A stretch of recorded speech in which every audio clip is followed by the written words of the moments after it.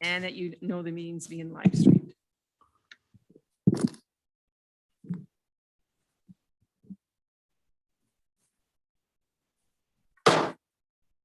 And that you know the meeting's being live streamed. At 4 o'clock, I call the Pledge of Allegiance. I pledge allegiance to the flag of the United And that States you of know the America, meeting's being live to streamed. the republic for which it stands, one nation, under God, indivisible, with liberty and justice for all. I pledge allegiance To the flag of the United And that States you of know the America, meeting's being live to streamed. the republic for which it stands, one nation, under God, indivisible, with liberty and justice for all.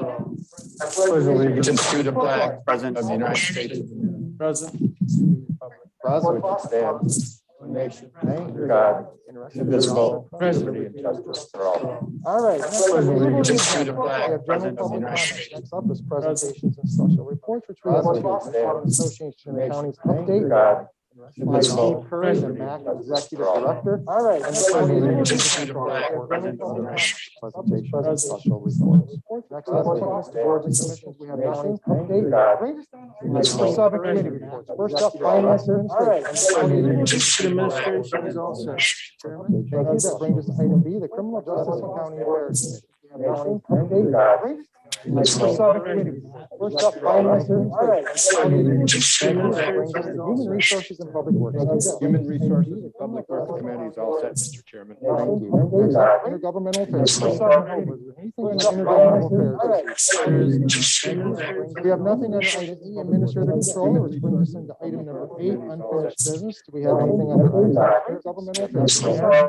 Brings us to item number 9, new business. We have 3 items. Next up is item 10, general public comments. We have announcements. We'll have 2 closed sessions after announcements, and then I'll have our adjournment after that. Can I get a motion and support for the approval of the agenda, please? So moved, Jelezinski. Support, Marino. We have a motion and support to approve of the agenda. Any further discussion? Hearing and seeing none. All in favor, say aye. Aye. Opposed, the same. We have an agenda for this evening. Next up is general public comments. First of all, we'll go to the live audience here. Does anybody like to approach the podium and say a few words? Hearing and seeing no one make their way to the podium, I will next go to the virtual. Michelle, do we have anybody on the virtual? Okay. Then in the interest of time, I will close the general public comments and move to presentations and special reports. First up is the Michigan Association of Counties update by Steve Curry, the MAC Executive Director.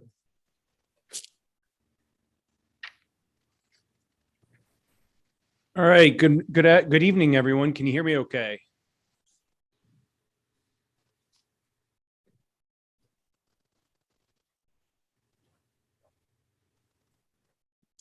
Can you guys hear me okay? Oh, okay, great. We're having some technical difficulties here. Let's see. Why don't we, can you hear us okay, Steve? I can hear you. Can you hear me? Thumbs up or thumbs down? Can you hear us? That's a thumbs up. That's a thumbs up. Okay, well, I'll tell you what, if you've got Margaret McAvoy's cell number, if you could give her a call, maybe we can try to get a little creative here. I can give it to you. We can give it to you. You can give it. Or I can give you my cell number if you'd like. Just give them mine. 989 It'd be 989 621 621 73 7352.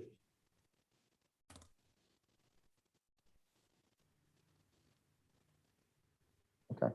Yep, if you would dial her cell number and then she will hold her phone to the microphone so we can hear you.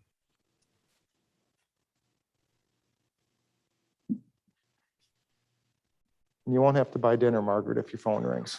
Thank you. So.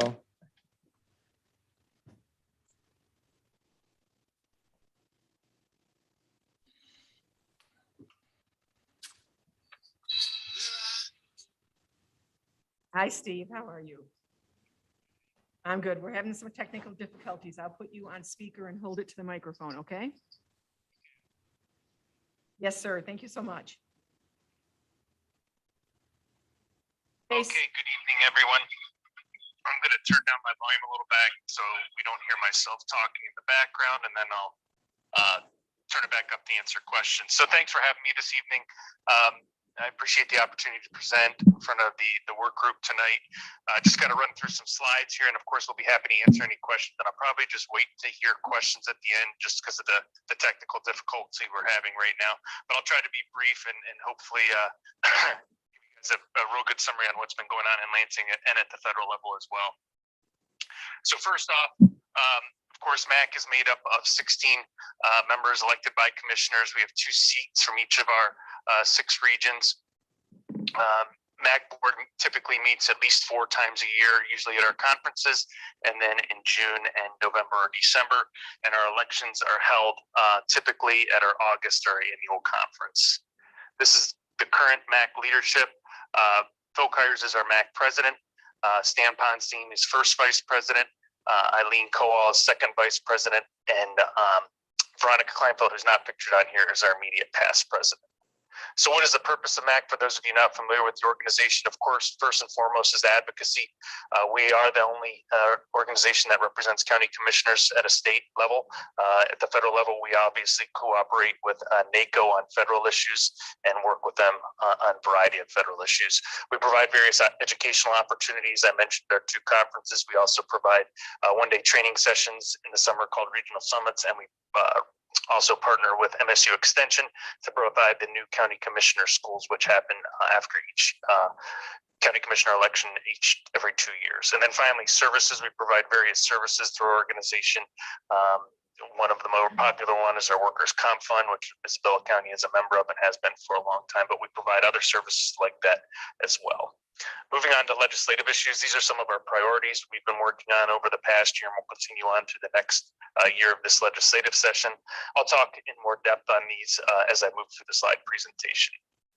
So first, I want to kind of give you an update on the budget, what kind of happened in the FY22 state budget. We did get a 2% increase in revenue sharing. Did come with some strings attached to unfunded pensions. So basically, that 2% increase needs to go if you're underfunded on your pension. You need to put that increase towards that. There was about $150 million for indigent defense grants, which was in relation to implementation of Standard 5, and I'm sure Margaret, sitting on the Michigan Indigent Defense Commission, keeps you very much up to speed on that. About $30 million for Raise the Age. This is to raise the age for those costs involved with moving 17-year-olds out of the juvenile system into the adult system. There was $14 million for high water infrastructure grants, $13 million for dam safety programs, $51 million for local public health services. So this was the issue where there were some strings attached that were ultimately deemed unenforceable by the governor. This was where the legislature said if you had any sort of local public health order, mask mandate, anything like that, that was not supported by your local Board of Commissioners, then those funds would not be dispersed. That's the part the governor deemed unenforceable. $16 million in one-time funds to fund the State 911 for Next Gen, about $2 million for PILT, $3 million for the Michigan Infrastructure Council, $14.5 million for PFAS remediation grants, $5.2 billion budget, which included that's the transportation budget, which was about $53 million for local road agencies, for a total of $1.8 billion going to local road agencies for roads. There was also some money for certified community behavioral health clinics, and then $5 million for this 2-year of the second year, the 5-year phase out for local CMH, local match funding to support Medicaid restricted mental health services lines. Finally, on budget, there was $4.25 million to the County Veteran Service Fund. $200,000 of that can be used by the MVAA to fund administration and technical assistance to counties. $2 million in one-time funding for secondary road control due to the loss of obviously writing tickets during COVID. The total support was $15 million. $14.8 million jail reimbursement funds. $2 million for local conservation districts to support an additional $1 million one-time funding for FY22. So those are some of the highlights of the state budget. Obviously, there's still a lot of money out there with the ARP funds that the state has received, not counting what locals have received, that they still have to do supplemental budgets for, and we do expect to see that, and we are pushing for that, and I'll talk a little bit about that here in a second. But that is basically the basic budget that was done prior to the beginning of the fiscal year, which started October 1st. So in relation to the ARP funds, what we worked together with various groups, about 40 different partners to do, is kind of form a coalition. This coalition created a roadmap to Michigan's future, and I'll talk to you a little bit about the website where you can see a lot of what we're talking about here. But like I said, we have 40 different groups. There are business groups, philanthropic groups, environmental organizations, other local units of government. And basically what we said is, hey, state, take some of your funds and put them up for the ability for locals to match those funds. When you look at what counties got, obviously we've got a very significant portion, but there are a lot of other smaller local units of government out there that did not get a large portion of funding. And we want to make sure these dollars go as far as possible and are as transformational as possible. So that was the intent, is to kind of give them a roadmap on where they should put up some funds to make them eligible for matching. So when we look at what we suggested, we focused around 6 key areas: resilient and sustainable water systems, high-speed broadband access, fiscal health for state and local governments, thriving communities, attaining housing and community development, strong economy, economic development, business assistance, workforce and talent, and public health and public safety. You can kind of see the website there, myroadmap.com. www.myroadmap.com. It goes into much more detail on the breakdown of each of those areas, but that's kind of where we decided that those areas would hit. And it's a great coalition. I've been in Lansing for 10 years now, and I haven't seen such a diverse group come together and put a plan together. So now where we're at with that is pushing the legislature to put some bills together. Let's get these supplementals going. Let's get these bills going that look like what we've presented to them, so that communities can start using their funds as best as possible and making matchable funds out there, so those dollars go as far as possible. So moving on to some legislative issues. 4-year county commissioner terms, we are one of 5 states that have only have 2-year terms in the country. Currently, the bills have passed out of the House committee. They passed last week on a vote of 10-2, and right now they're on the House floor. We are hopeful to get action on those once the legislature gets back from the Thanksgiving break, which will be not next week, but the week after. They will then hopefully get those bills out of the House, and then they'll go to the governor for her signature, which we do not expect any problems with. So if you do see your legislators around town as they're home on break, please encourage especially your House members to vote for those as they come up on the House floor, hopefully in the next week. Local government finance reform. This is more of a general topic, and you can kind of see some of the areas we are focusing on within this. I mentioned a little bit about it in the coalition line items, making sure that local governments have strong funding options. This is, emphasized in this. We also have some different options with, we're pushing for some different tourism reinvestment, excise tax options for counties. This would be an excise tax that would be allowable to help fund public safety, EMS, some of those issues that, as we see more increased tourism, those are where county governments get stressed. This would allow to put an excise tax on that, and those funds could be devoted for that. Of course, with the change in Raffaele, that has caused some more strain on local governments with the foreclosure process. Back in the late 90s, there was an option for the counties to transfer that responsibility to the state. We're looking to reopen that option, so counties, if they wanted to, could have the state be that foreclosure entity. And of course, exempting special millages from tax capture. That's something we've long talked about, long pushed for, and continue to talk about now. Some other legislation that's moving through, binding arbitration. This comes up every legislative session. This would expand those corrections officers to binding arbitration, something we've long opposed. You can kind of see the 2 bill numbers there. They're in the second Senate Economic and Small Business Committee. We oppose to it. You can kind of see the reasons there. This is nothing new. We've long opposed this type of legislation. the opioid settlement. So there's been some movement on that lately. You've probably seen some letters that have gone to the administrator, to the board chair. Basically, what that is kind of the first step in the process of being able to accept these funds. The AG has officially signed on to the proposed settlement. The settlement default is 15% to the state, 15% to local, and 70% to an abatement fund. However, if there's a better deal that can be made, meaning a more advantageous bill for locals, that is allowable. Right now, that's what's being discussed right now between the attorneys representing local units of government and the AG's office, and where that kind of plays out. You can get more information on those websites listed there. There will be legislation that will need to be enacted to kind of disperse these funds. And once we have a better idea what the plan looks like, we'll keep you informed of that. Mental health, I'm sure you've heard from your community mental health organizations on this. I do a lot of these updates for counties, and inevitably someone from CMH is there talking about the same issue. There's a couple competing plans there that kind of change the way mental health is handled across the state, and really does remove local control. MAC has opposed these bills. However, we do still remain in contact with bill sponsors to see if there are things that we can do to help make them better. But right now, the bills are opposed by us. Our Health and Human Services Committee has long worked on this issue. This is not the first time this has come up, so it's something we've long opposed.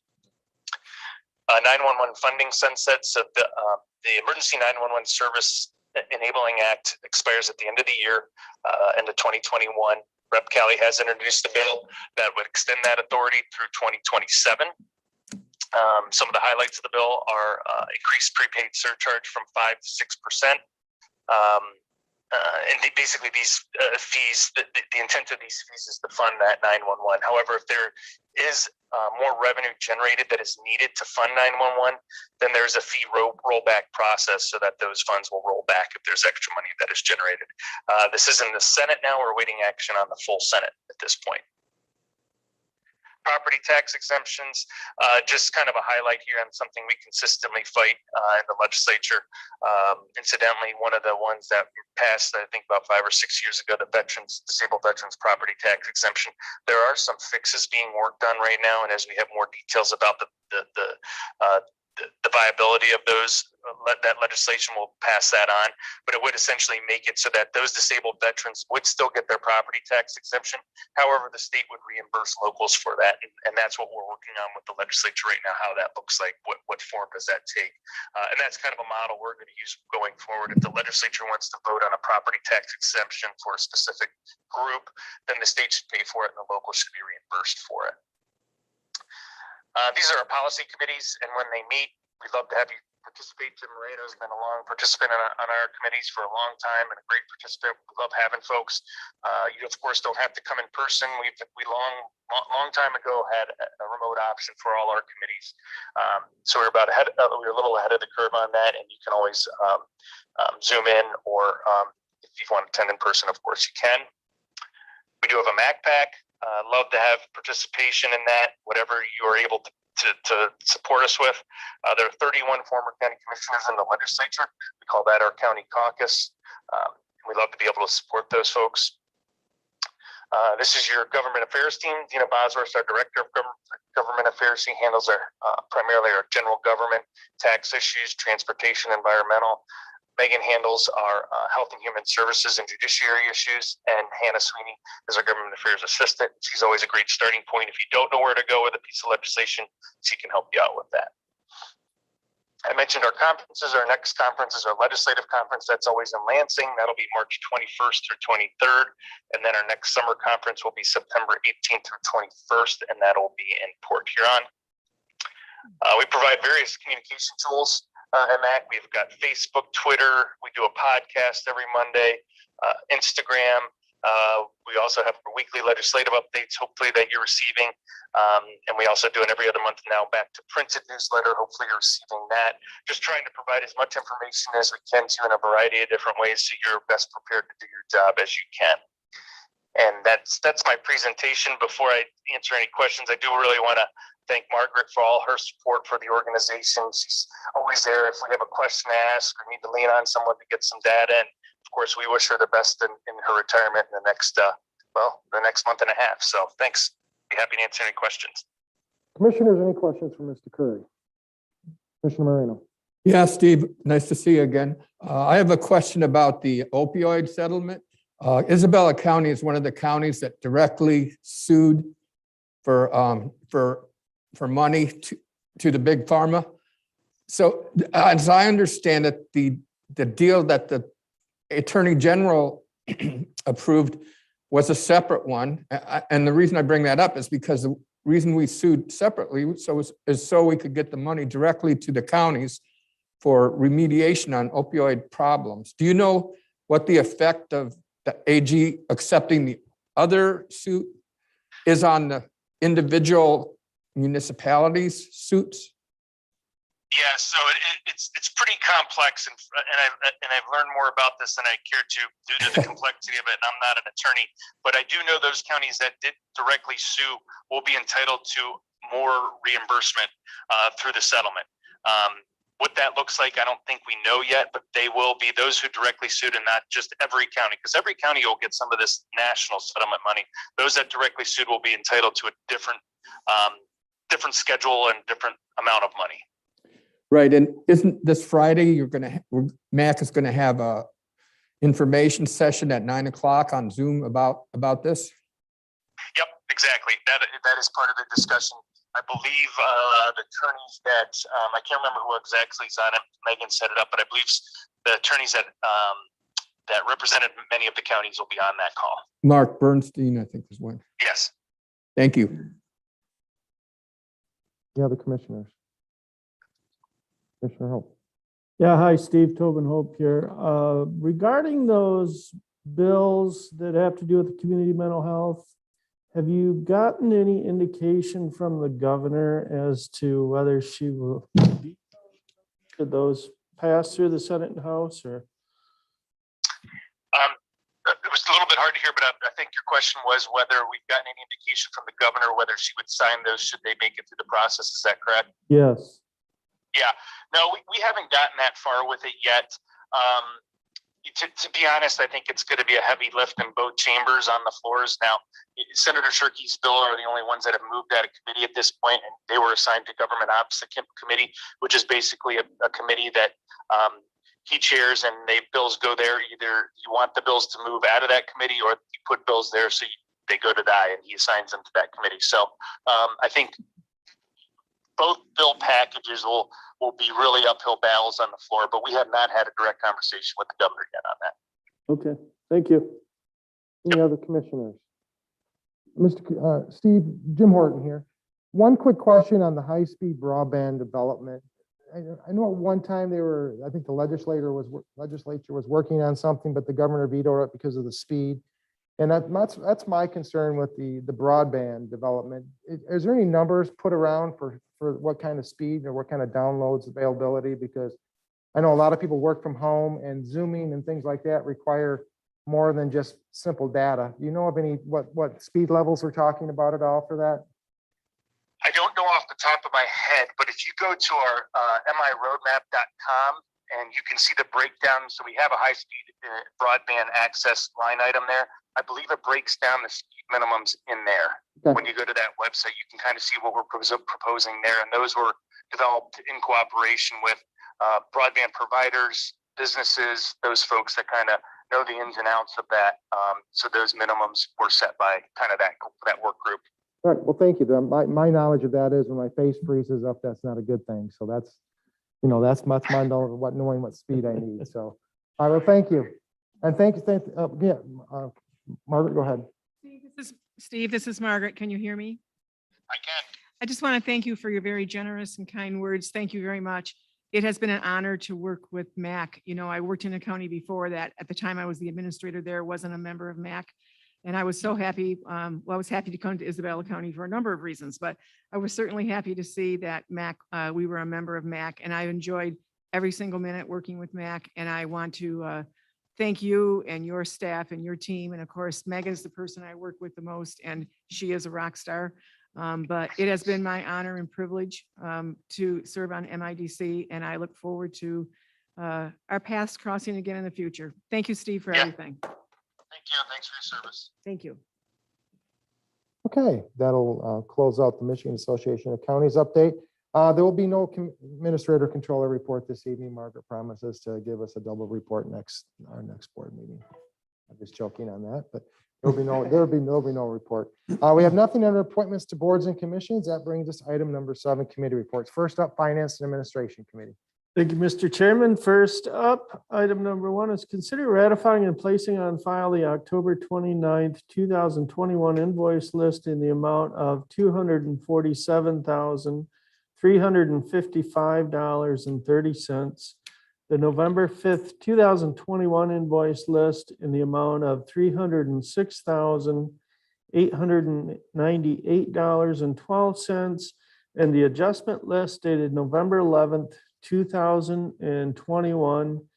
And we went over these in committee, didn't really see anything out of the ordinary that sent up flags. Some of the bigger items on the first invoice list were the Clark Construction February through September billing for the correctional facility. And I see we have our renderings out here for people to look at, which is nice.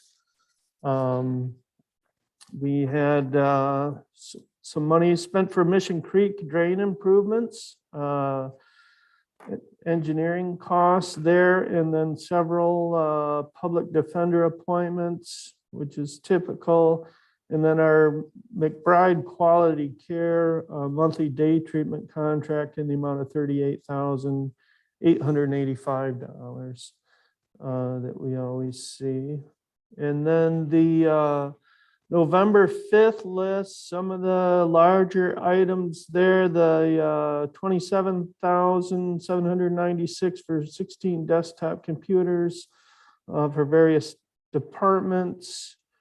And then October district probate court transmittals in the amount of $29,798. And again, McBride Quality Care for $21,973.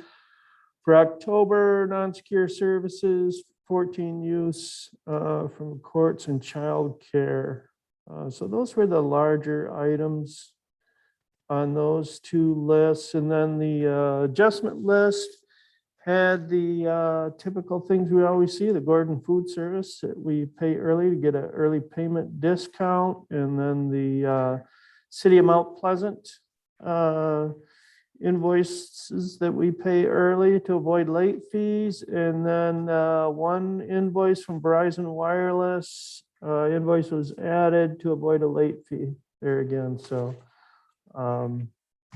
that's about it for those. If any commissioners have questions or comments. Okay, hearing and seeing none, then that item will move forward to tonight's agenda.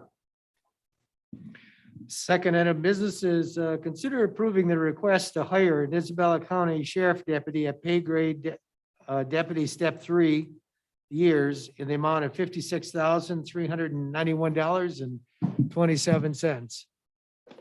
We have Sheriff Rain here with us, and we're going to turn the floor right over to the sheriff. Hello.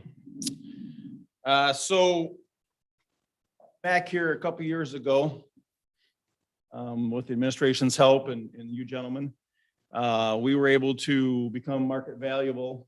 And what that has done is it's shored us up on some hiring. It's also attracted former candidates that have been with us over the years and brought them back to the table. This particular candidate, and I think the commissioner asked me, I think Commissioner Hope asked me how long he'd been with the sheriff's office last time, and it was a little closer, about 7 or 8 years. So this candidate has left to take a better job when we were kind of under market value to provide better for his family. He's now interested in coming back. I'm interested in having him back. I'd certainly like to bring him into a higher level pay. He comes with him with lots of certifications and training, some of which we paid for once already. So it'd be great to have him back, you know, including defensive tactics and different things. He's an armor for the weapons that we carry. He's actually gotten quite a bit of training since he's left us, so he comes back very attractive to us. So, we have increased about 12% in the last year. I'm not sure what this year is going to look like, but I'm guessing it's not going to be any better in crime. That's a little scary number just for the sheriff's office alone to jump 12% in 1 year. We are down 2 deputies right now. We had one that left to a different agency, and then one that followed a young lady to Florida. Couldn't compete with that no matter how much we could pay or offer. So, and we have another resignation on the table of not resignation, a retirement of a 27-year veteran. So we are in the need of hiring right away. This is a great candidate. He works hard. We can put him back on the road within just a couple of weeks. He's used our records management system. He knows the court system. He knows the roads. He knows the top to bottom. He's been here his entire career, one way or another. So looking forward to maybe bringing him back. I know when we adopted the wage study, the premise behind that is you start with somebody new, and as they gain experience, the pay goes up. And it would seem that when you have somebody that's already got advanced experience, you can step up, it's a fair system, but you can step and start somebody at a higher rate. And with the training that this person is going to bring with them to the sheriff's department, that's going to save costs on the part of the sheriff's department to bring them up to those standards. So I think this is a win-win situation, both for the department and for the residents of the county. Other questions or comments? Sheriff has a question or a comment.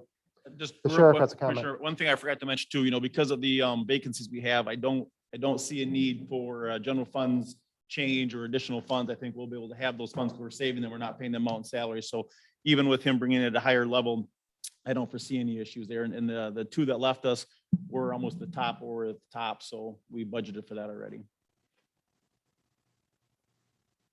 Tobin? Thank you. Sheriff, I'm really glad to hear that implementation of that wage and classification study has helped you to retain and attract some good talent. I know I ran a business for a while, and I know that if you can hire somebody that you already know and you know their work ethic, you're way farther ahead than taking a chance on someone you don't know. I do have a question about that 12% increase in crime. What do you attribute that to? Is it drug crimes? Is it everything? Is it? Elsie, I thought you wanted to get out of here early tonight. I truly think, and that's a $1 million question that I get asked often, and I think it's a perfect storm.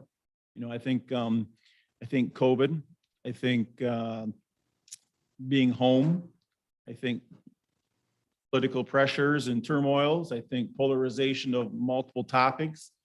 I think funds and monies that have been poured into the communities that, maybe didn't know exactly how to use them to their well-being. I think there's a lot of things there that are impacted it, and I think they've just all kind of boiled over. And it's we're having some struggles putting it back in the box, if you will. Our folks are working hard, but just even the little things, not putting a license plate back on your car because the Secretary of State wasn't open at a period of time. Well, they're open now, so you have to have a plate, you have to have insurance. So just those little things it's been quite challenging. The courts are full. They've got lots of cases going. So we've seen some reform, if you will. We're not so sure if it's reforming very well. We're seeing lots of new victims. So bail and bond is seeing a lot of people come and go, and it's just a repetitive nature. And yeah, we could sit down for some hours and talk. And I know MSA and the chiefs of police and all the other agencies, and I just listened to Mac, we talked about raise the age and just things like that. And I can tell you there are some downfalls to that, and we're feeling those already, finding places for those people who need to be housed that are in violent crimes. And some of the sheriff's offices across the state are getting orders to put them in their jail, and we can't do that because of PREA and sight and sound separations. And it's going to be an interesting ride for the next few years, I'm afraid. That's a nutshell. Like I said, we could sit down for a couple hours and talk, but I understand that's a complex issue, and I know that as commissioners, if there's things we can do to help, we're always interested in that. Well, I do appreciate the I've always had great support since 2015 when I started here. All the commissioners have always been extremely supportive, and I do appreciate that. So I do support the fact that you guys were able to help us out with financial things, and that brings us back good employees. So that's great. So. Any other questions, comments? Then we'll move this on to tonight's meeting. Thank you. Okay, which brings us down to item number 3. Consider approving the agreement for animal shelter services between the Humane Animal Treatment Society HATS and Isabella County effective December 1st, 2021 through September 30th, 2023, and authorize the board chairperson to sign the same. So I know that Margaret worked quite a bit on this contract with the HATS people. And before I turn it over to her, I'll just summarize a few changes. Where the hours, they've got some evening hours on Tuesday until 7 p.m. and then Saturday from 9:30 a.m. to 12 p.m. So that'll help. And a couple of the item was clarifying avenues of communication between HATS and the county. One of the big things discussed in committee was surrenders, that when somebody feels they can't care for an animal, that they know that they can surrender that animal, and HATS will accept that surrender. And one of the other things was if we need an animal held because of some kind of litigation or some legal issue, that they will hold that animal for as long as we need them to, which sometimes can be quite a while, can be up to a year or so, as Margaret explained in committee. So Margaret, you want to add anything to that, or? Well, just a couple little highlights. You know, HATS is an amazing organization, and they have very passionate support, both from their board members and from their volunteers and from their staff. And their board and their volunteers have the ability to raise large amount of funds to look out for the welfare of animals, and you have to respect that. And some of those funds have been used at our facility to construct a surgical suite and other veterinarian type level facilities there. We have a working relationship with HATS. That's important for us to move forward here. They manage the shelter, animal control, controls what they need to do with the dog law of 1919 and the animal ordinance. And I think this is a really good way for us to move forward. I have negotiated with Joe Barberry a couple times on this. I brought Sheriff Maine and Nicole Frost into the last meeting because, as we know, animal control has moved to the sheriff's office, which is a very appropriate thing to have happened. And in most counties, that's the way it is to start with. So it's going to be a great support to our staff. It's not going to cost us any more money. And the sheriff can offer things that the administrator's office could never offer that staff, like their records management system and the backup they need and all the facts. And sooner or later, if there's a big issue and somebody has to step in, I can guarantee you the undersheriff or the sheriff will make a much bigger impact than I will. So I have a lot of appreciation for the sheriff for doing that. Moving forward, the last discussion we had was myself and the sheriff and Nicole and Mr. Barberry and Lee Fabiano, who is the chairman of the board. We had a great discussion, a great negotiation. Joe was wonderful to work on the contract back and forth. I want to tip my hat to Nicole. She did a lot of work here at the end, tracing all of the comments and getting the final document put together. And the sheriff, of course, is always great to have on your team. So I wholeheartedly support this. I hope the board will support it. Now, the contract extension ends on November 30th, and I've been invited to attend the HATS board meeting tomorrow night at 6 o'clock, and I would like to be able to go and tell them the board of commissioners approved the contract. So that's my recommendation. It's a very strong recommendation to approve the contract. Thank you. Any other questions or comments from any commissioners? Okay, hearing and seeing nothing further, that item will move forward to tonight's regular session. And Mr. Chairman, that completes the work of the Finance and Administration Committee. Thank you, gentlemen. We have nothing under the Criminal Justice and County Affairs Committee, which brings us next to the Human Resources and Public Works Committee. Thank you, Mr. Chair. Our first approving the 2022 Fisher Annex lease agreement for Deerfield Nature Park and authorize the board chair to sign the same. We have the Director of Parks and Recs, Sue Ann Kaufmar, and fill us in on this thing that we do every so often. This is our annual renewal for the Fishery Annex, which is an agreement that we've had since 1983. And the agreement is between the River Project LLC, which was created by the Fishers to have this agreement with the county, under the county parks. The agreement from January 1st to December 31st. And the contract agreement that you have, Mr. Kyle White is the president of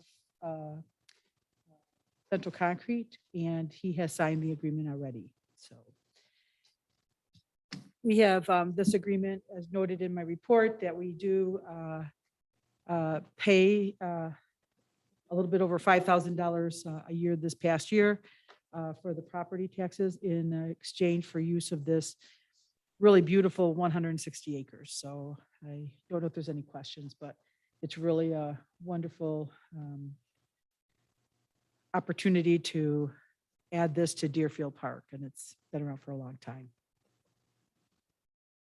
Any commissioners have any questions or comments on this? That being the case, we'll put this on tonight. Thank you, Sue Ann. Okay, number 2, consider adopting Isabel County Board of Commissioners Resolution number 21-11-01, International Day for the Elimination of Violence Against Women, and authorize the board chair to sign this. Was a resolution brought forth to us, and I'll read it for you. As you go through this, it just makes a lot of sense that we get behind this and stand for this. Anytime you can bring down violence against anybody, it's the right thing to do. The resolution, Isabel County Board of Commissioners, resolution number 21-11-01, International Day of Elimination of Violence Against Women. Whereas the crime of violence against women and girls continues to be the most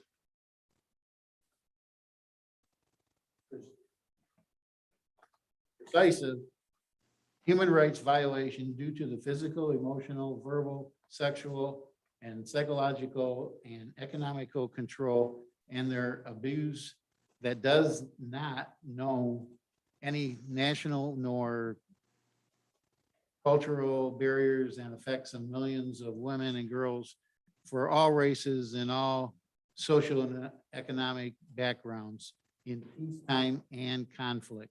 And whereas the crime of violence against women and the girls violates the individual's privacy, dignity, security, humanity, which results in serious short-term and long-term physical and sexual and reproductive and mental health problems. And whereas the World Health Organization estimates that more than 35% of women worldwide have experienced violence, and whereas according to the UNICEF, around 1 in 10 girls under the age of 20 worldwide have experienced sexual assault, and more than 650 million women alive today were married as children, with more than 12 million girls married before the age of 18 each year.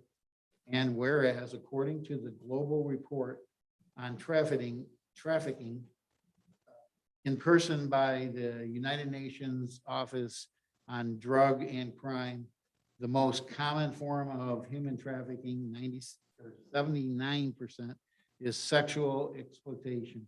And whereas Zonta International, a global organization with more than 28,000 members in 62 countries, is working to make the gender equality and worldwide reality for women and girls, and has contributed to help achieve in world free of violence against women and girls for more than 100 years. And whereas the United Nations has established November 25th, 2021 as International Day for the elimination of violence against women. And whereas the Zona Club of Mount Pleasant, along with all the Zona Clubs is encouraging all residents to prevent gender-based violence by saying no to violence acts against women. Therefore, the Board of Commissioners of Isabel County, Michigan support the recognition of the International Day of Elimination of Violence Against Women and efforts to end violence against women and girls.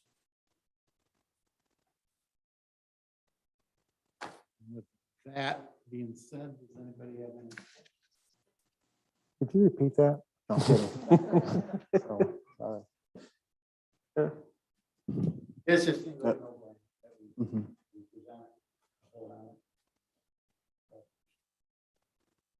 Okay, if that being the case, that concludes the work of the Human Resources and Public Works Committee. Thank you, Commissioner Hutchinson, for reading that. Thank you. Next, we have nothing under intergovernmental affairs, nothing under the administrator controller. That brings us to unfinished business. We have no action. That brings us to new business. Item number A. Item number A, consider approving the submission of the fiscal year 2022 Coronavirus Emergency Supplemental Funding CESF grant application for the Isabella County Trial Court in the amount of $71,877.65. And I believe on Zoom, we have Carrie Curtis, the court administrator here. Can you hear me? Oh, yes. Carrie, we're going to have you dial Margaret's cell phone, and I'm going to give it to you again. I'm going to write it down this time. So it's 989-621-7352.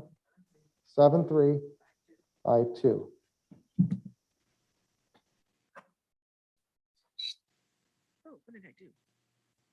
Hey, Carrie, hold on a second. Oh, hold on. Why is my phone not? Carrie, are you there? I had a technical problem. Hold on a second. Okay. Let me mute myself down here if that helps. Okay. So would have taken this to the Criminal Justice Committee, but unfortunately time didn't permit that. So were kind enough to add us new business tonight. I'm getting a little feedback. I hope that's not too bad for you guys. We don't hear any feedback, Carrie. Perfect. Okay. So additional coronavirus emergency supplemental funding. We're currently have a grant for that expires at the end of this year. So we are happy to be able to apply for a grant for 2022. The items that we would like to have under that application are some updates to our hearing rooms. We have 4 hearing rooms that have ideal sound setup to execute the virtual hearings. So this would cover that expense and avoid us having to come and ask all of you for that. So we're excited to be able to apply for that.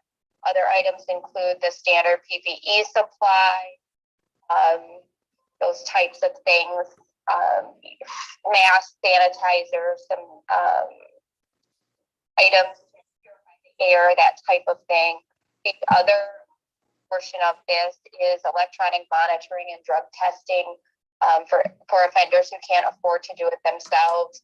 You know, we've talked about this with the 2% monies application, the same kind of thing where, you know, people are ordered to have monitors or get testing, but they can't afford it. So then they're not in compliance with their court orders, or the county ends up paying that bill. So this would take some of that burden off of the county. And as the sheriff mentioned, you know, with some of the new reform, we're seeing a lot more requirements for judges to and magistrates to consider personal recognizance bonds or low cash bond. And with those, our judges sometimes like to have monitoring and drug testing and those kinds of things, so we can keep better track of our offenders while they're on pre-trial. So that $35,000 for that portion of it would do a lot to help us along through the year. So I'm happy to answer any questions that anybody might have. Anybody have any questions for Ms. Curtis? Carrie, Jim Horton here. Just one, as far as how this is going to work. Is that something that I have to go online and do like I've done in the past, or what is the board? What are you looking from the board other than giving a thumbs up to you on that? So you don't have to do anything for our application. If they award us the grant, then I will come back to you, and this is a physically signed grant, so you'll actually get to write your name. Okay. Yeah, some of these signatures and the electronic stuff can be a little hectic to do. So thank you. All right, thank you, Carrie. Oh, we have one from Commissioner Engler. Commissioner Engel? Yes, can you hear me all right? Just one question. Is this gonna overlap into, I know we had some money less in the juvenile drug court and the adult drug court. Will this money be able to use to go overlap into that, or it has to be completely separate? So we keep all of that funding separate. The 2% money, we don't have deadlines on when we have to use it. So it doesn't expire. This grant will actually expire in the year. So, you know, and the same is true for like our child care funds and those kinds of grants. So the ones that have expiration dates, we try to use those funds first. The ones that don't, we use later, but we never double it. Thank you, Carrie Curtis, for explaining this and also for making the effort to writing these grants and supporting our community here. So we'll move this forward to the regular session tonight. Thank you. Thank you. I guess I could hang up. Okay, item B then is consider adopting Isabella County Board of Commissioners Resolution number 21-11-02 in honor of Margaret McAvoy and authorize the board chair to sign the same. And the resolution reads, whereas the Isabella County Board of Commissioners wishes to recognize the esteemed career of Isabella County Administrator Controller Margaret A. McAvoy and honor her extensive public service upon her retirement. And whereas Margaret joined Isabella County as its Administrator Controller in 2013, where she serves as both Chief Administrative and Chief Fiscal Officer, where she has touched countless people and made a difference in their lives, and where she will crown the efforts of her service upon her retirement in 2021. And whereas Margaret began her career in public service in Shiawassee County in January 1977, where she served for over 20 years as Executive Director of Shiawassee Employment and Training, and was active in state and federal workforce development legislation and leadership. And whereas before returning to public service, Margaret served as the Director of Business and Corporate Services for Baker College of Owasso for 7 years, where her dedication and determination fueled the development of a wide array of diverse programs from mere conceptual notions. And whereas Margaret's passion for public service guided her back to local government, where she served as Shiawassee County Administrator until 2013, and where she served on countless community boards, including the United Way, the American Red Cross, Salvation Army, and Community Mental Health, and where she served as chairperson of the I-69 International Trade Corridor, the Shiawassee Economic Development Partnership, and the Region 1 Emergency Management Homeland Security Board, And whereas throughout her selfless service, Margaret has been the recipient of the Regional Chamber of Commerce Athena Award, was selected as American Business Associate of the Year, and is a recipient of the Liberty Bell Award from the Shiawassee County Bar Association. And whereas Margaret was appointed to serve on the Michigan Indigent Defense Commission by Governor Gretchen Whitmer in 2019, and to the statewide virtual courtroom task force by Michigan Supreme Court Chief Justice Bridget McCormick in 2020.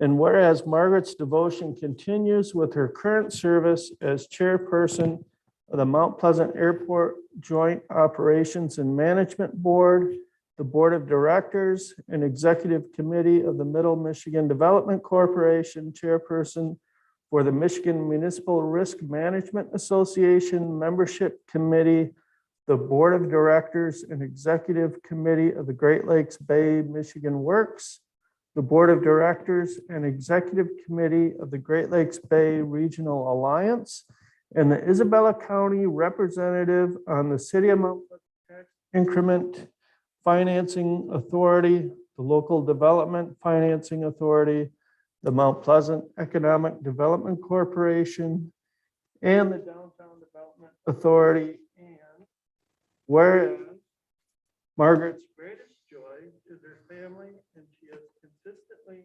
applied the family values she learned being raised on a farm in New Haven Township to her daily interactions, and created a lasting culture of compassion and support at Isabella County, and has cultivated an unmatched legacy of empathy and kindness.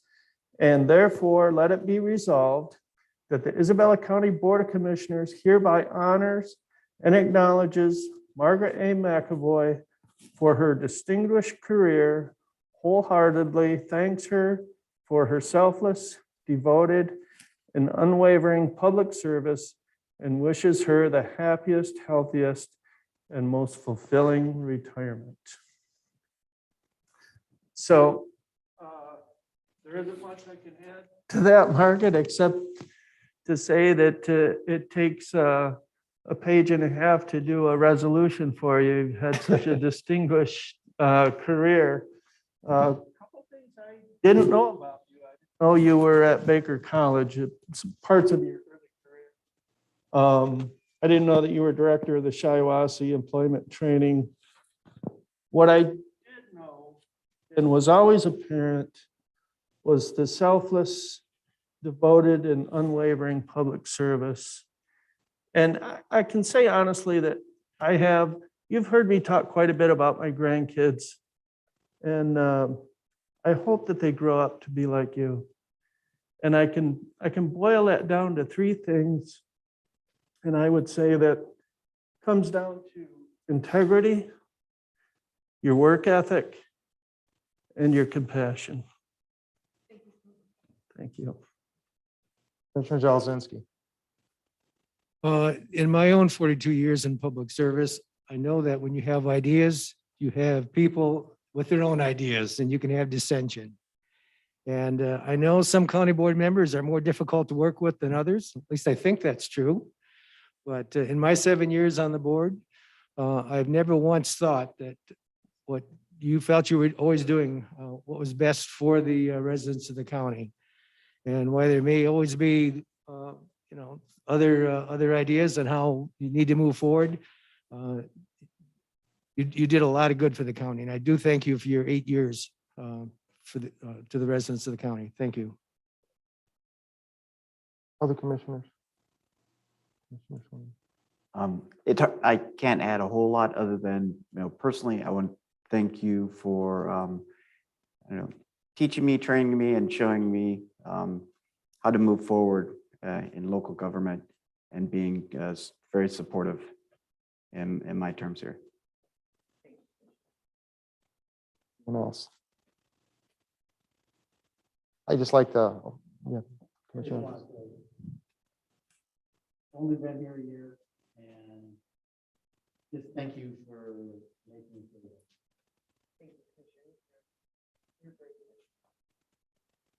Any other commissioners? I just like to echo the other fellow commissioners. I think the resolution pretty much speaks for itself. I have the utmost respect for Margaret. I've gotten to know Margaret a lot better the last 11 months. It's been quite an interesting 11 months, I'll say that. Her and I have talked probably every single day, at least Monday through Friday. And she hears me rant and rave sometimes, and I hear her rant and rave sometimes. And it's always an interesting conversation anyway, but I respect the heck out of Margaret. And I echo what Commissioner Hope said and the compassion that she has and the empathy.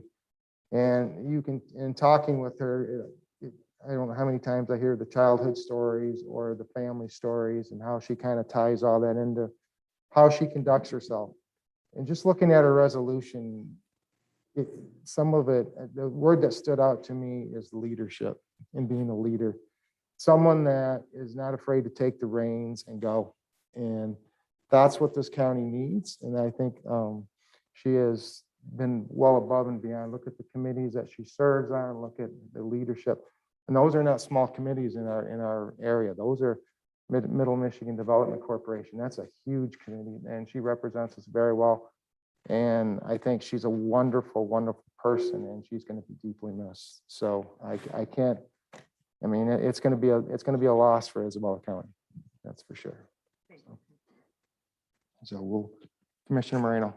Yes, I'd just like to say that I've been here since you got here. And I've seen you grown a lot in the job. And from this resolution, I learned a lot of very impressive things about you. And it's been a pleasure to work with you, and I'm wishing you the best after this. I guess I'm the last one. So I know we've had a lot of conversations about your roots and where you've been, and we've had some friends in Shiawassee County where you used to work and everything. And I hope in your retirement that, I know you talked about your farm background, and that's something we've shared a lot. So I hope you go back a little bit to your roots and spend some time with the family. And there's always opportunity to work at my place if you get it. Anyways, hope you enjoy your retirement very well. So. Absolutely.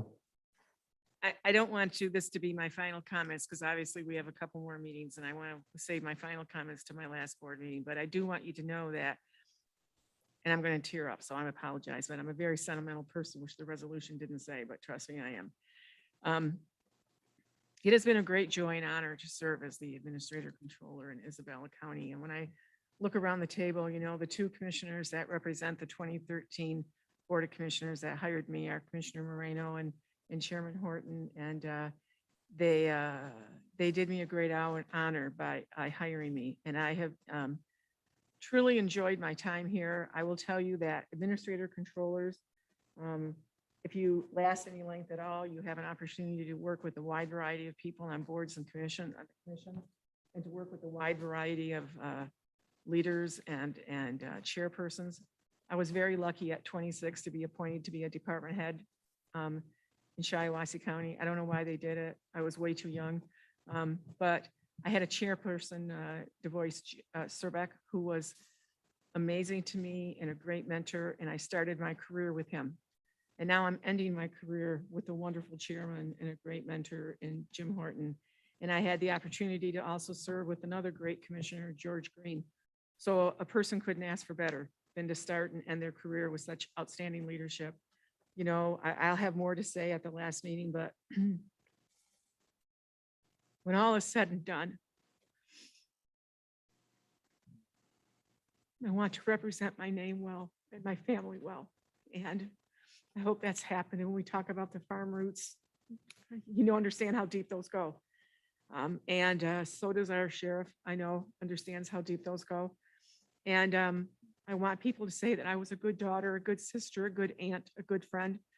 And then they can say I was an okay administrator controller, but those other things are very important too. So I thank you all very much. I've got a great team in my office there, an impressive group of people. And I work with some great elected officials. I look at Mindy and Mindy was there for my interview and there when I started. And I look at the sheriff, and the couple of department heads and the staff in the building today. And I know that what everybody says when they retire is they're going to miss the people. And the people here are very special, and I will miss them. So with that, thank you for a beautiful resolution. I appreciate it, and we'll keep on trucking until the end of December. Thank you very much. Good. Okay, next item number C.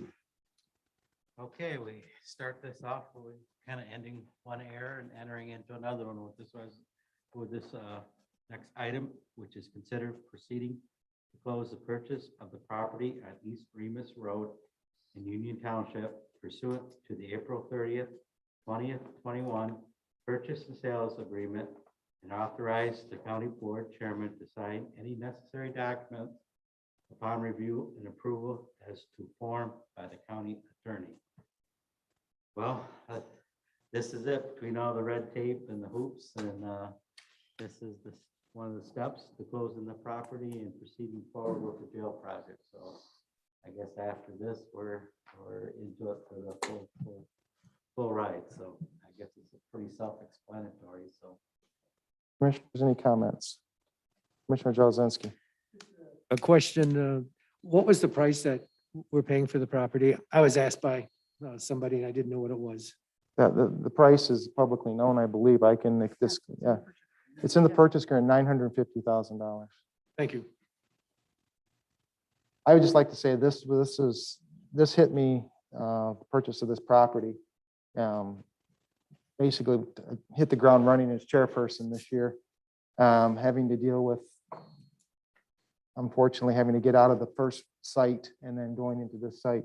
This has been a long process, a lot longer than I thought it was going to be, but I think now we've hit all the hurdles. When not the last board meeting, but the board meeting before that, I believe I had to step away and attend the Union Township Planning Commission meeting for the final site plan review.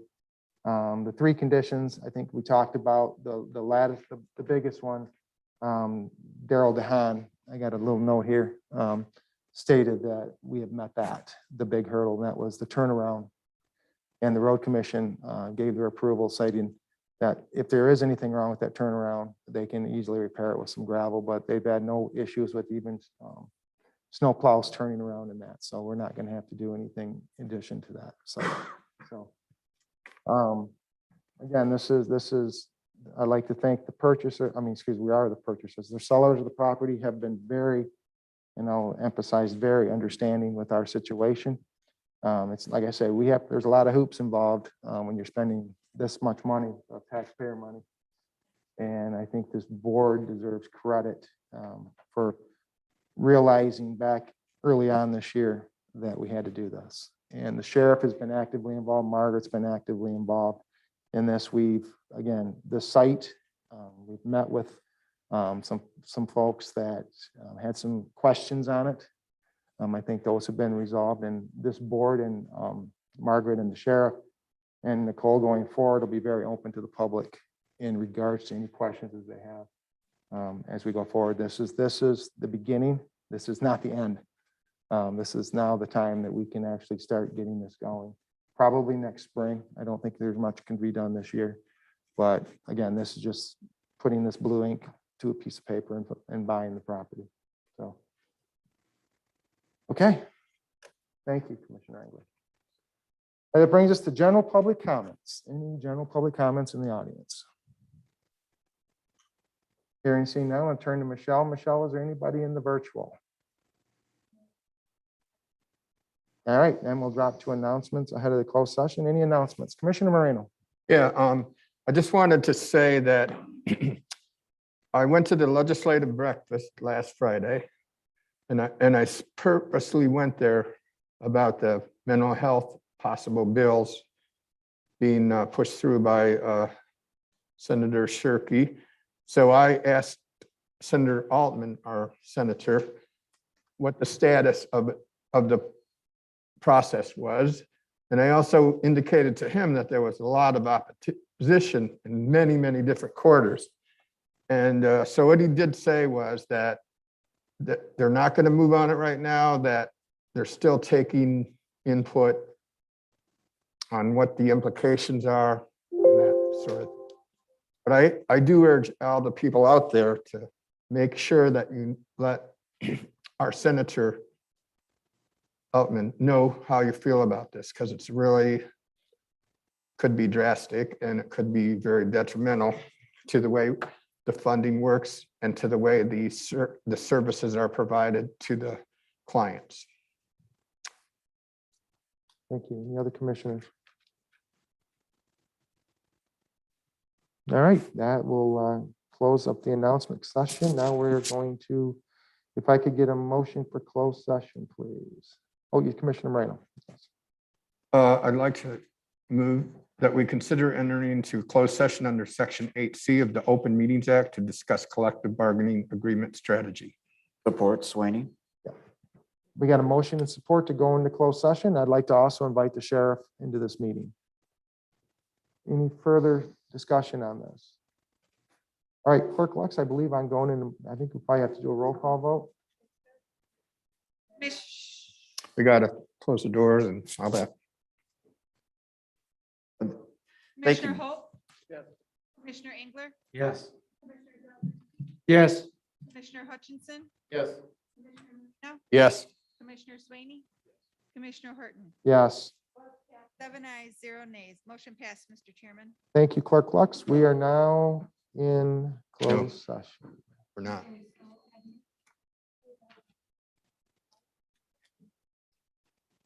Yes, you take us into the breakout room. Well, you get the breakout room and we join. He's a No. separate, it's a different closed session. He's not in this one.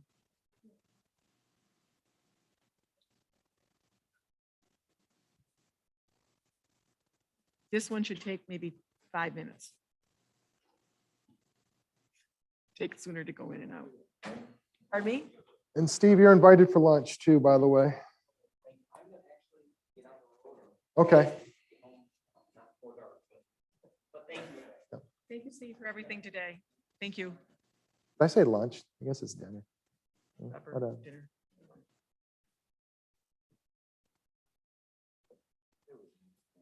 Yes. We got it, food.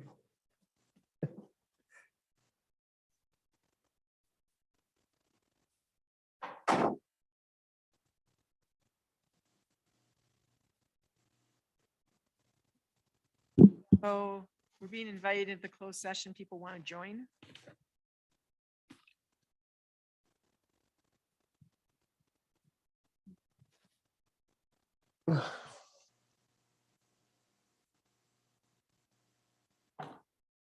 Chris, this sound won't be going in the other room, will it?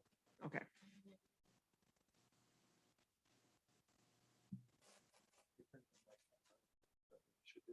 I have no idea. Well, you can have your mic on. It's not going to go to the other room. I'm going to be the one talking. It'll be 5 minutes.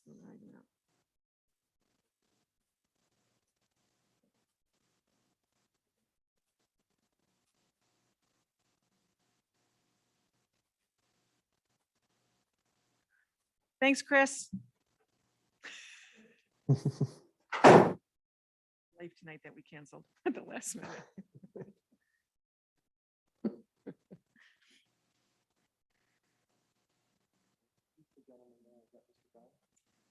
Michelle?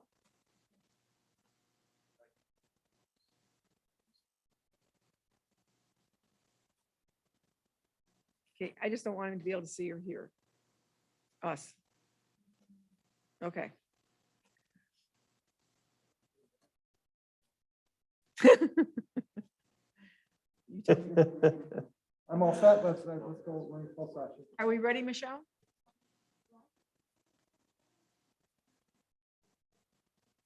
I'm not at her computer. I don't know what she does.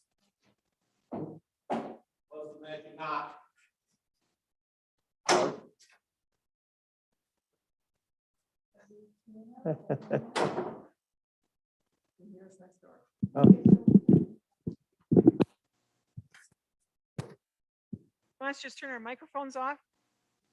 I mean, we can talk amongst ourselves loud enough. Everybody turn their microphone off, please. wants to know. Well, Frank's our backup on that.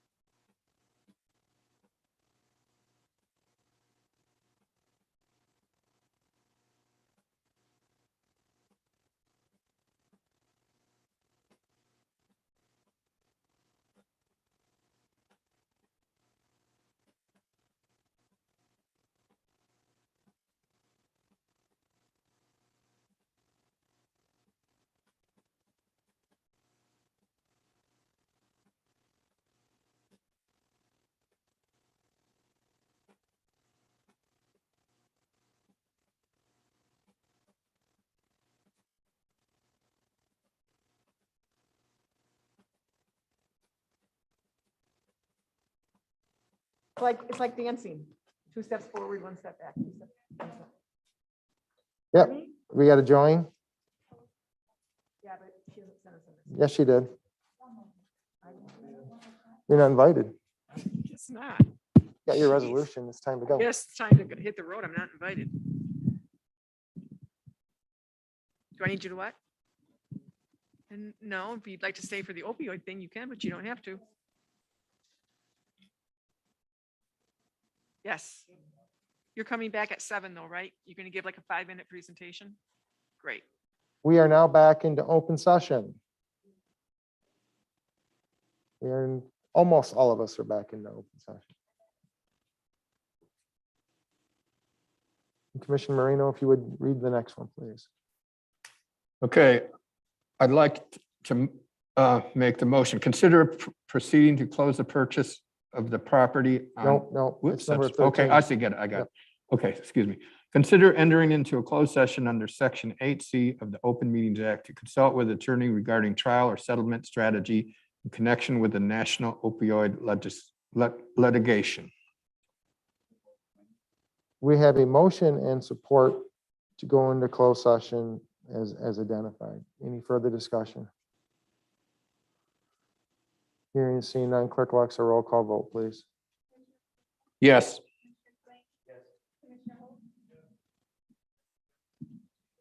Yes.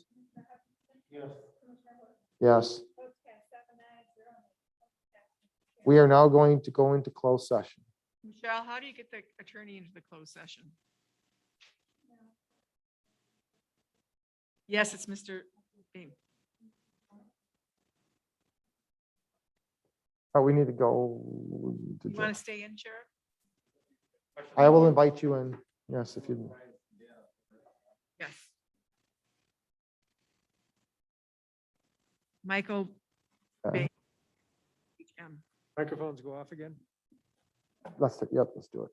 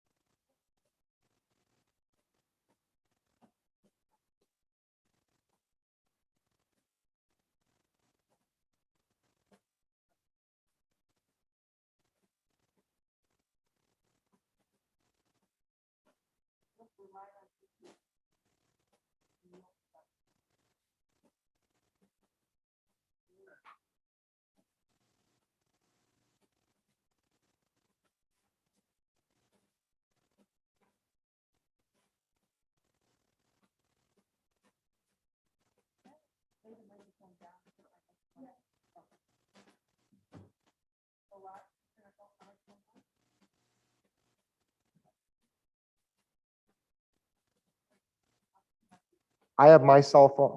Michael, can you hear us?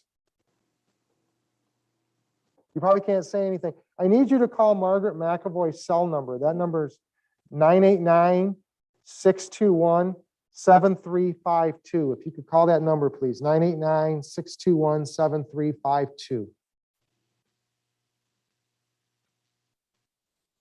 And if you could somehow turn your video on.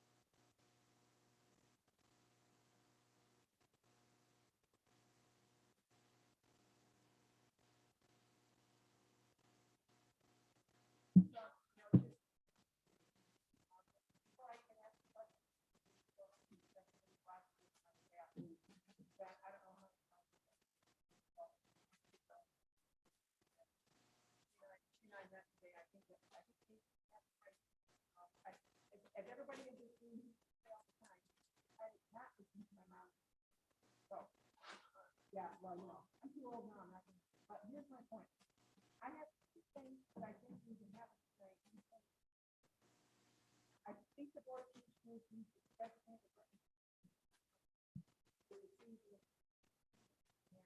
sign paperwork to get correct. Okay.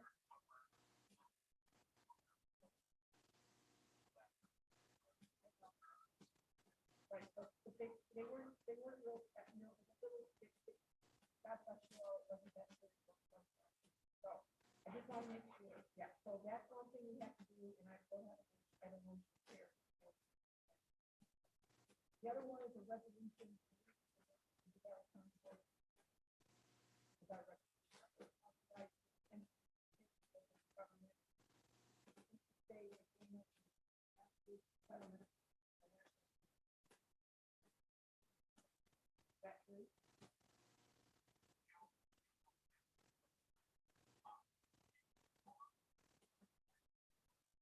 Right, but we could do tonight, so that's one of the things. Okay, and the other resolution is move to adopt Isabella County resolution, blah, blah, blah.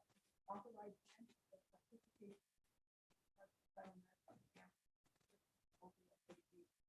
Authorized for your plan. Is that correct? Oh my gosh, really?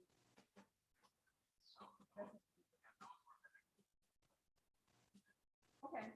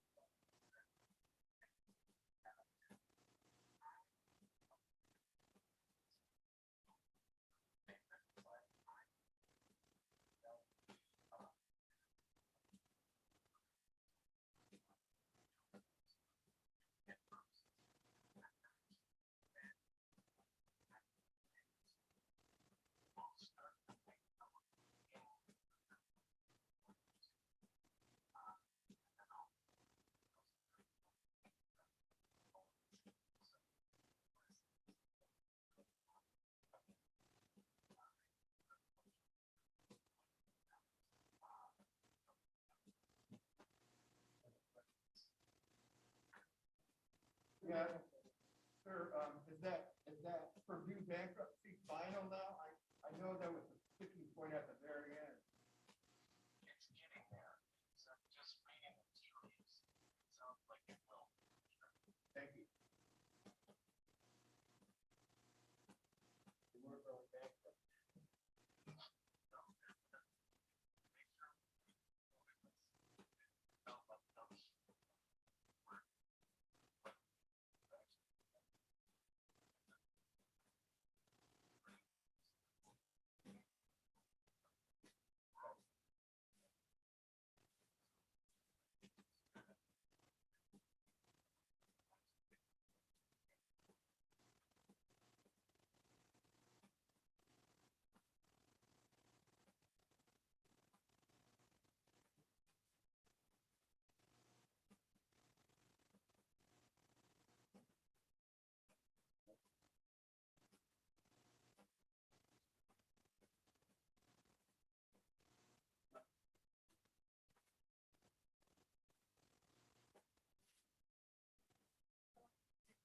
So we're building a new sheriff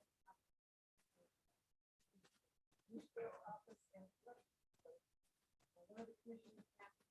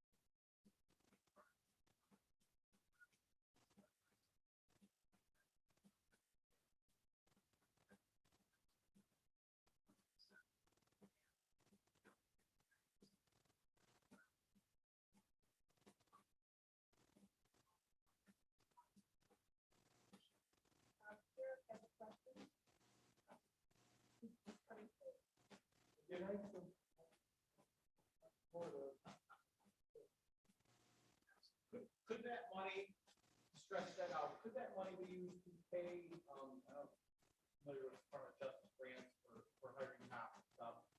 Say we're to hire a couple up with DOJ, which pays for, basically the formula pays for 3 years, and we pay for the 4th year. So we could bank some of that money up and then have that 4th year. I'm envisioning, using something like that, hypothetically, but, we could put, we don't have anybody on the drug team right now. So we need to get people back into that team. So busy on the road, I don't have personnel to put into that team. We have a pretty heavily populated township around the city that needs additional resources and crime and stuff that goes on there. So everything's drug related. So could you use those payments to bank some of it over the 3-year period and pay that DOJ grant in the 4th year?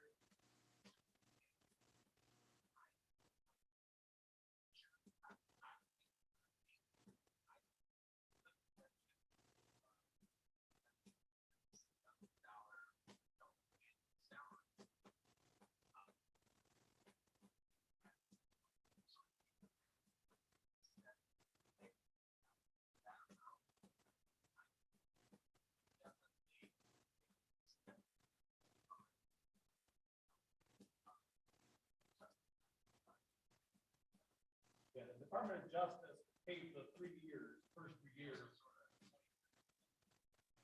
Correct. That's kind of how that formula plays out. So we could get a 4-year employee, but we could actually bank, so probably have money left over for the adult drug court or some extra money, so we could bank that away. And on that 4th year, have money to pay for that.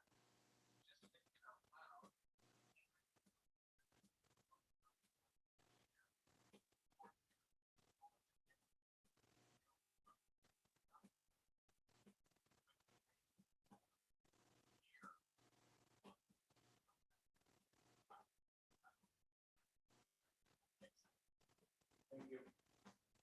He's taking all the time.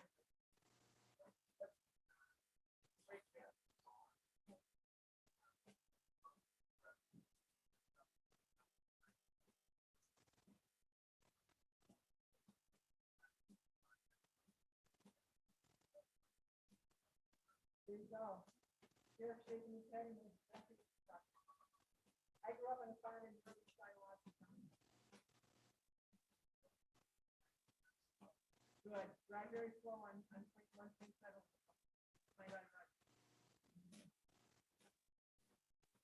Michael, I think we're all set. Thank you so much for waiting to the end. Really, closed session at the end to keep everybody else moving. So thank you for the patience. I'm going to ask the chairman to motion to add to the board tonight at 7. So we'll get this hopefully passed tonight and we'll get everything signed and you're on your own because I'm retired at the end of the year. So.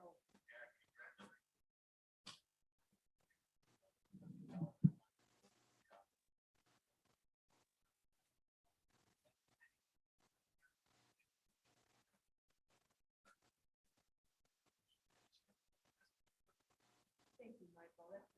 Thank you very much. I appreciate it. And you're going to be in great hands with my replacement, Nicole Cross. You'll do a great job. Okay, thank you. I'm here till the end of the year, though. All right, bye-bye. Bye.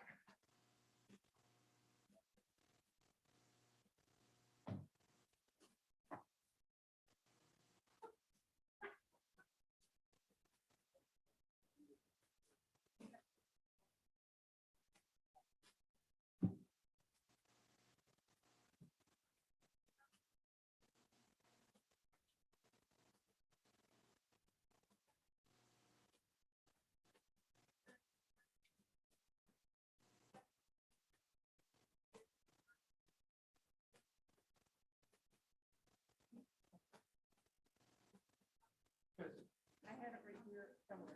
Yeah.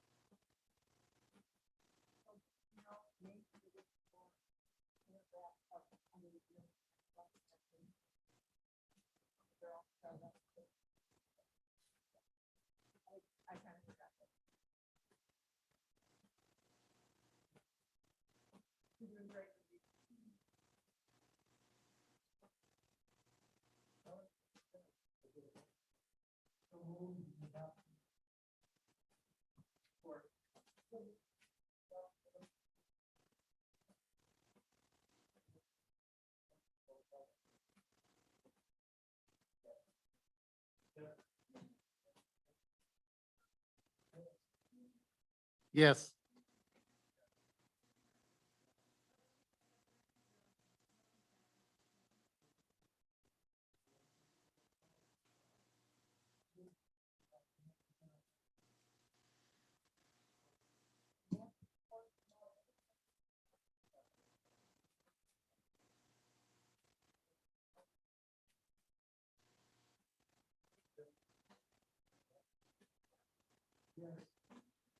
Yes. Yes. Thank you, Clerk Lux. We are now moving on into open session. Yep, I just turned mine on. What did you say, Michelle?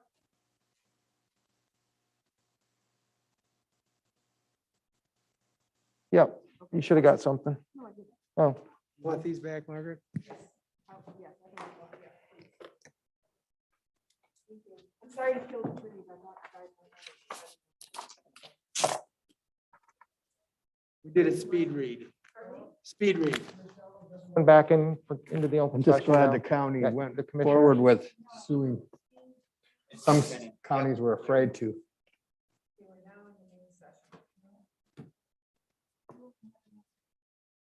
Don't see Terry. We are now back into closed session to the Isabella County regular board meeting work session. And that completed, wait a minute. All right, that leads us to adjournment. And at the call of the chair at 5:49, we are adjourned. Pick up what I sent out to you just now.